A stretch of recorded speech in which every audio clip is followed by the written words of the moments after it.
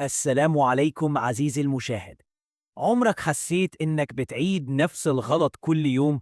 بتصحى تقول هتتغير وبترجع تكرر نفس كل حاجة؟ الموضوع مش ضعف إرادة، الموضوع إن مخك عامل عليك خطة من غير ما تحس.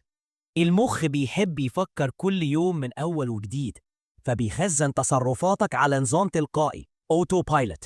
بتلاقي نفسك بتعمل نفس الحاجة من غير وعي، كأنك متبرمج.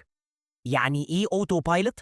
يعني دماغك بيشتغل بنظام تلقائي عشان يوفر طاقة، حتى لو اللي بتعمله غلط. المهم إنه مريح وسهل.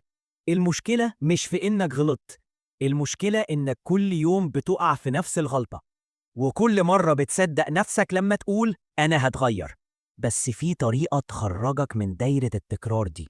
لازم تبدأ تراقب نفسك. كل مرة بتكرر فيها نفس السلوك اسأل: أنا ليه بعمل كده؟ ابدأ غير حاجات صغيرة في الروتين.